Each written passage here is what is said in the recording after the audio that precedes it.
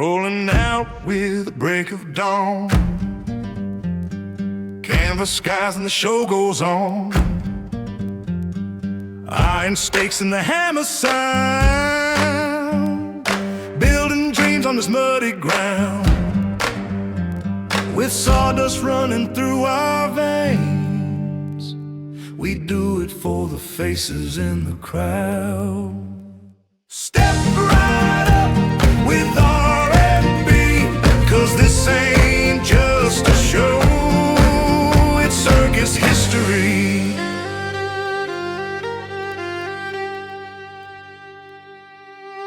And howdy, everyone, and welcome to Off the Rail Podcast, your podcast for everything circus. We're your off the rail ringmasters. I'm R. This is B. How you doing, B? Doing pretty good. How are you, sir? I'm doing wonderful. And today's guest, we have David Kiser. David, how are you doing today? It's a beautiful day in Florida. Oh Oh, yeah. you're down in Florida in the warm area. See, I'm up in PA. Oh, Yeah, it's a little brisk up here right now. Oh, I'm in sunny Florida myself. Yeah. So we like to start off by asking everybody the same question, and that question is, what got you to run away with the circus? yeah, as a kid, I loved clowns. I loved the circus, but more than that, I loved clowns. It was one of the things that every year my family went to see Ringling Brothers, Barnum and Bailey Circus. Sometimes it was in both Oklahoma City and in Tulsa, so I got to see maybe even both of them. One of those early childhood memories even is, and I wish I could ask my parents or my grandparents, but alas, they are no more. But I believe I remember seeing it under canvas. I was born in '63. I believe I saw it under canvas. And I think one of the things that I remember about that was a clown walk around where the clown was in drag with a great big, caboose, so to speak. And as they walked down the track, they would stop and wave and then continue on. And their bustle stayed behind. And then they'd turn around and whistle, and the bustle ran up and reattached, and they walked on. And not only that, but like the clowns at the rodeos who were always fighting the bulls, who always had the best comedy cars. So really, really, my early memories were of family and of clowns, watching workaholic grandfather laugh out loud at the clowns, point at the acrobats, look at the beautiful dancers, and it was just I don't know. It was something special to me. And it was something that I started as a kid. Then I started putting on makeup and started doing magic for birthday parties.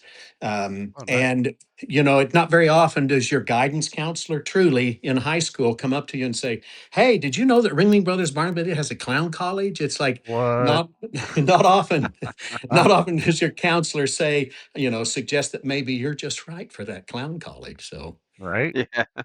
So I got to follow my dream truly, completely and totally supported and backed by my family and friends. I finished a semester and a half of real college, got the opportunity to go to clown college. I thought, great, I'll do this for a year. I'll go to clown college, then I'll go back to school and be a teacher. So I went to clown college. At our final graduation gala performance, which was also an audition, was offered a contract. It's like, great, I'll sign a contract. I'll do it for a year, and then I'll go back to school and be a teacher. The end of that year, it's like, man, I'm still growing. I'm still learning. I'm having a blast. Okay, one more year, one more year, one more year, and that turned into a lifetime. Very nice. What year did you go to clown college? 1982. 1980. Wow. Favorite decade. That was what a fantastic. I went on the Blue Unit. So At you that got time, to Charlie Bauman was there. It was amazing. It was fantastic. you got to study under Lou Jacobs and Frosty Little. Correct. And at that time, Lou was still performing on the road, as was Uncle Soapy, who's another, one of those classics from under the canvas days. They were both on the Red Unit. I learned from Lou at Clown College, certainly, but then on the road, Frosty Little was performing full time on the road on the Blue Unit. So I not only did I learn from him in clown college, but then I got his experience and stories every day. Very nice. What was some of the most memorable moments that you had with Lou Jacobs? Um, so I think one of the fun things was Lou. I mean, he'd been around a long time. And he first comes in, and as far as those of us at certainly at clown college, I mean, Lou is like, he was a master clown. At that time there were only four of them. Actually there were only three at that time, and then Frosty was brought in later. So I mean, it was like working for with a god, and for him to come in, first of all, at that point, none of us newbies knew what he looked like out of makeup. So, when it first came in, it's like you could kind of guess, okay, I mean, maybe that's, maybe that's, maybe that's. But when he put his makeup on in front of us, and then, he stood up and he was like, at that time, he was in his 70s. So he's kind of walking kind of slow and kind of unsteady, unsteady, unsteady, and then he did a fall and stood up from it. It was like, oh, and he was just pulling our leg. He was just pulling our leg. But I think watching him put his makeup on, and his face transformed, Mm-hmm. but that was it. Lou, out of makeup and in makeup, was the same person. In clown makeup, maybe he was a little bigger and a little broader, but his coachings, his teachings, his timing, it was the same. So it's not like, same with me, I would hope. I mean, when I put my makeup on, I'm not an alter ego. I don't become someone else. I just become maybe a little bigger, little bolder version of my own self. And that was the thing, watching him as he talked, as he coached, as he mentored, whether he was in makeup or out of makeup, it was that same heartfelt, um, someone who had spent so many hours doing what he loved, that it was who he was. It was who he Oh was. yeah. Oh yeah. So I got a question for you. Did you come into clown college already with your clown face, or did you design that there?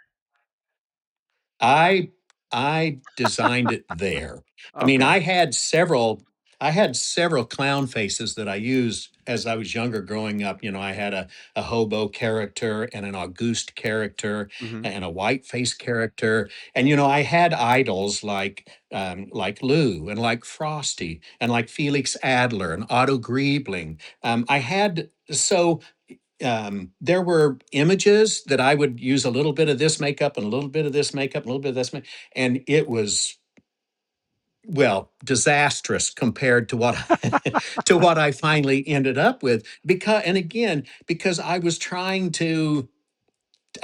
emulating and taking directly from people things that worked very well on their face structure. And again, Yeah. the clown's makeup, it's not a mask. You're not hiding behind a mask. You're putting something on that makes your smile bigger, makes your frowns bigger, it makes your act of surprise, it makes all those things bigger. It doesn't hide your face, it accentuates your face. So i I am very happy that I was moldable when I got to clown college and didn't feel like, oh no, this is my facial, this is my makeup, this is what I'm going to like. I worked with Bobby Kay, who was another great under the canvas days, and then even into the early days of arenas and those venues. So Bobby, that was one of his gifts, was to look at people and to just kind of encourage them, and this little impish, sweet, sweet man would look at you and he would be very honest and he'd say, you could try, looking at this when you smile, these little points move out. So think about accenting those. And so you'd work really hard for an hour and a half during makeup class putting it on. You'd walk up to you and he'd either say, oh, I like that. Let's keep working on that. Or he'd go, go wash that off your face. And only Bobby could say that without offending you, because by that point in time, he had endeared himself to all of us. Nice. Um, how long did it take you till you felt you actually earned the clown title? I don't think I ever stopped growing or learning. Um, Truly, it really is an art form, and so I would say that I was always growing. I immediately when I went on and started performing, um, I loved it. I love being in front of that audience. I love the instant gratification. You know, you didn't have to wait to read a review in the paper the next morning. It was instant. When you stood in front of the audience, they let you know it either worked or it didn't. You know, and Sure. Yeah. Yeah. as a performer and certainly a clown, you know, it's like if you're telling jokes, you can say, oh well, you know, oh, they couldn't hear me, my microphone wasn't on. But in the circus, it's all about physicality and telling stories physically. So I mean, if they didn't get it, you know, and the lights were on, then maybe you were the guy that wasn't funny. It wasn't the audience that didn't get it. So it was, you know, Yeah. but I developed even my face, even my makeup developed and changed slightly as I got older. I turned 19 at clown college, so I was a kid. I'd had experience before, but nothing professionally. So, and I was surrounded by. I was the youngest one at my clown college class, and to get a contract. So I was surrounded by a lot of older, more mature people and also clowns who had been at it much longer than me. Tom and Tammy Parrish were our bosses at the time, Frosty Little. So, you know, they were always there teaching and coaching and mentoring. So right at the beginning, I always felt comfortable and had fun in front of the audience. And I probably thought I knew more then than I did 2 years later when it's like, man, I wish I was as smart now as I was then. But it was just always about building and growing and having fun, most of all having fun and learning from other clowns. A lot of times, you know, people are like, oh well I'm a great gag writer. Well, I'm a unicyclist. Well, I'm a skills clown. Well I'm a gag writer and all that. And I would have to say that my greatest gift was finding other really skilled, talented clowns to work with who we work together to make each other better, you know. So that's a long answer to a question of when did I actually feel like I became a clown. I Hey, always that's felt fine. like I was a clown, but I never felt like I was at the, you know, the end of my growth. Very nice. Got you. That's fair enough. So coming out of, well, first off, this is a two-part question. One, how did it feel once you realized you got a contract? And two, how did you feel once you spent a few weeks on the train? The, you know, in your mind, you have to be comfortable with at the end of this process. You're either going to get a contract or you're not. And in my mind, you know, I was just a little kid who was going to do this, who was going to learn from it. You know, hoped I get a contract, but if not, I was going back to school, getting my degree and teaching, so that I could share knowledge and hand it on to other people. Um, the morning after graduation, um, we sat outside at that time that year. We stayed not at the Venice Villas, which was where every other clown college class stayed. We stayed further up the beach, beautiful sandy beach, nice pool outside. Literally walked out onto a sandy beach. So we were instructed to just be ready. You know, get up, be showered, clean, dressed, ready. The first group, they were going to pick up, you know, a carload of people at a time starting at 8 o'clock in the morning. And we'd go in and, you know, this would happen throughout the day. They'd bring a carload, take a carload back, and you'll find out by the end of the day. That morning, they were doing red unit contracts. And I remember the first car came and left. Second car came and left, and I'm still sitting out there on the beach, just kind of enjoying and making myself, you know, as balanced and as level as I can be. Third car comes and they call my name. And it's like, great, okay, I'm going to the red unit. And I got in there and they switched it up. For some reason, my contract had a red unit on it with a little line through it and blue unit. So I don't know what had happened. I don't know how they had changed their mind or why, but I went in the morning, and I always say now it's because I would have been a nervous wreck by the second half of the day if I would have had to have wait. So instead, they brought me in first thing in the morning, but I got a blue unit contract. So um, and I mean, that was just a feeling of relief, but of sheer joy. And the joy of, spending time, one of the things, and maybe I'll jump ahead, but there was always, like you said, there was always the true blue and better dead than red, and it was like there was always that competition. But the truth is, oh, right? Right, and but it's healthy and fun because Oh yeah, yeah, yeah. on the inside world, on the outside world, we all work together for the good of our name, for the good of our Oh, family. absolutely. Sure. But the truth is, there were 63 students my year at Clown College, Wow. and 21 of us got contracts.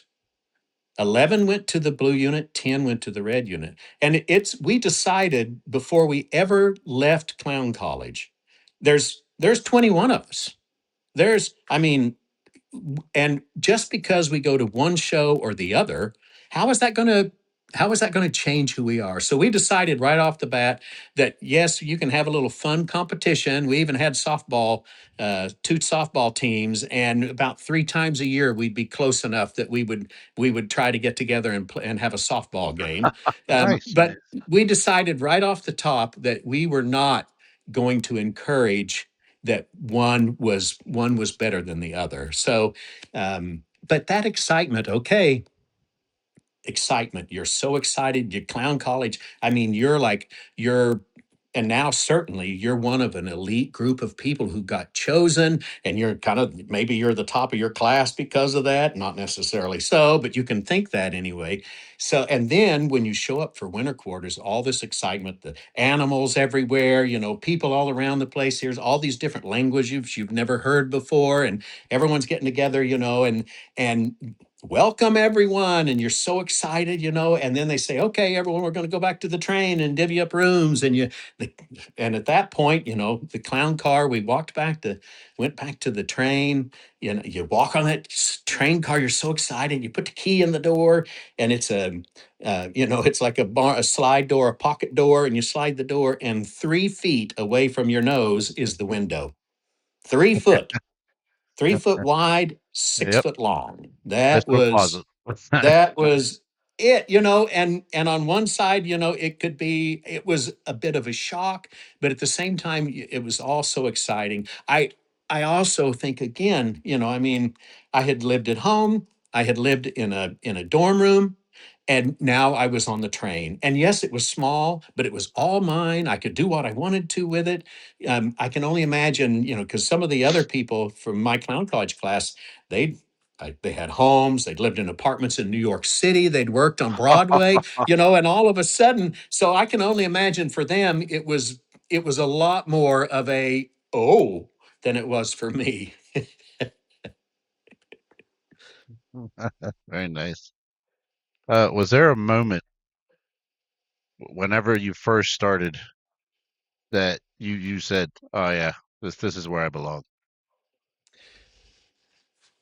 Certainly, the rehearsal process um, is a lot of work. It's a lot, you're creating things, and then the things that you've created are put in front of one or two people who then look at it and say, thumbs up, thumbs down, thumbs up, thumbs down, and all of those things. As you would get thumbs up, you loved them. As you get thumbs down, it was hard not to take it personally because it was something you Right. created, but indeed it was probably just not something that was fit into the show. Or as a green guy, maybe you don't know everything. But I will say that the greatest reward ever, again, was when we finished rehearsals and we finally had that opening night. even that dress rehearsal, when the seats were full of people, you did what you had been practicing for a month at that point. You and you run out there, the band is playing, but you've heard it every day of rehearsals. You run out there into your place, it's dark, the lights come on, and you feel and hear the energy and the power of an arena full of people. And it's a circus. They'd come expecting fun. It wasn't like they had to wait till the end of the show. It's not like a movie where you go in and you hope it's going to be good. But literally, as soon as those lights came up, every kid was on the edge of their seat, mouth wide open, pointing, clown, beautiful area, this elephant. I mean, it's like that feeling was not only the greatest feeling that first night, but I can tell you every night, every performance, when that happened at the beginning of the show and the lights came up, it made everything worth it. An incredible feeling. And it's a feeling that the two things that I miss the most from the circus are that feeling of being loved and adored instantly, and train runs are my two greatest. Wait, take it back. The people. But that fit into the train run, because the train run Right. was a Yeah. time when we could all relax and enjoy each other instead of see each other on our way to or away from work. But the people, the audience, and that train were the greatest gifts ever. Speaking of train, your train run, what was one of your favorite train runs? Oh man, um, coming from, and we didn't always do it this way, depending on, one year we had to switch things up because of the Olympics in Los Angeles. But favorite was from um, Salt Lake City to Denver, Hmm. and not going the northern route, but going right down through the canyons. Unbelievable. The going up the Pacific coast, going up Hmm. from San Francisco up Oh to yeah. Portland in that area. Just, I mean, stunning. Um, uh, We didn't do I've Portland. heard several people talk about horseshoe curves, but there's more than one. And there's one in out west, and there's the and I can't think of the other, but I mean, we've got the two horseshoe curves. Those were always fun and beautiful, and that was because it wasn't just us that was enjoying it. You had rail fans who were out there, getting those pictures, those iconic Yeah. pictures of this mile long circus train, where you could see both ends of the train. Yeah, and what fun when the train's going through town. We all have been there as a townie, where you pull up and it's like ding, ding, ding, ding, ding, ding. It's like, oh crap, train. How long's this one going to be? And then all of a sudden it's a circus train, and right up front, right behind the engines are the elephants. So, and you Oh always got yeah. an elephant trunk hanging out. And then the next group, and we're all hanging out on the vestibule, waving and smiling. But another wonderful aspect of those train runs was seeing the looks on people's faces as you went by, and that sour old man that was like, oh my gosh, I gotta wait for another train, and all of a sudden it's like, who cares? Yeah. No doubt. No doubt. So you worked with Toto Johnson, right? Toto was on the red unit, but yes, Okay, yep, that's I right. know Toto. Toto and I never worked together, but we're certainly more than acquaintances. How long were you touring as a clown? So, 14 years, I toured as a clown, and I was also the understudy ringmaster. And then, yeah, so Oh, 14 wow. years I was on the show. I actually toured on the show for 22 years, on the train, before I stepped out of that. I had a short hiatus where I worked for Disney, and then I came back again. Back to work Ringling Brothers for Feld Entertainment. So, but 21 years on the train, 14 years of it was as a clown. So you lived on the train for Oh, 21 years? Yes, yes, holy schmoly. yeah. That was and again, I mean, when I started, I was in a 3 foot by 6 foot room. When I finished, I was the production manager for the show, so I had a half a train car. I had a bathtub in Oh, my in wow. my Yeah. in my train room. I mean, Yep. I think there were only 3 bathtubs on the entire train. I never took a bath on a train run, so and the showers were always those military showers. So Yeah. and only at that point it was only when there were only 4 of us who lived on that entire train car. So there was a lot more water to go around on train runs. Sure. Oh, yeah. So you lived on a train Um, that long. So let me ask you real quick, how did you deal with the phantom pedal whenever you got off the train? Right now, folks at home are going, "What?" No, phantom pedal. Oh yeah, no, yep, you step for that thing. Yeah, yes. Oh yeah. When I started on the show too, every train car, I mean, we didn't have a shower on the train car. We had two toilets in the middle of the car, across from the air handler, but that was it. I mean, very few, I shouldn't say very conveniently few. placed. There were not a lot of showers at that point on the train. And Wow. certainly no, I mean, only maybe 1 or 2 washers and dryers in if you were, in a higher up in management, or Charlie Bauman, who was, when I started the show, was the Tiger trainer, but also the production manager on the show, performance director, we called them at that time. So maybe there were 1 or 2 cars that had washer and dryer and that kind of stuff. But towards the end there, even the clowns on their car, they had showers, they had washer and dryer. It was certainly made some great improvements and strides and improvements for the train. So you were on the train from the rough. How was your AC when you first started? From when, Oh, so your first year to your last year, the improvement of AC on the train when it was I mean, working. it was all summertime. I mean, you couldn't see in or out windows because there was aluminum foil over every window, trying to reflect that sun back from that giant silver snail out there sitting in the uh, sun. uh, But no, you're- it's very true. All those things got much better. Yeah, and also first year on the train, no one had, I can't say that we had one of the clowns on the clown car, Dennis Struve, had a TV and had a top loader VCR. So we wow. would all gather around on the train rooms. And he was the last room, so you couldn't gather a whole lot, but everyone would sit there and try to watch TV. Everyone else, even the people that had like the little ones, they'd have little rabbit ears that they're trying to get. So you might get one of the networks, but most of it you got all the religious UHF channels. So. Mm. Yeah, your AC was the vestibule most of the time, huh?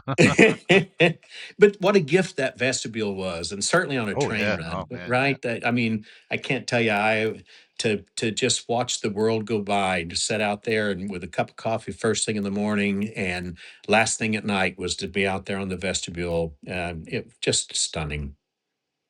Oh, Definitely. it was So, something to remember. oh yeah. So we like to ask your favorite pie story. Rather being pied or pieing somebody.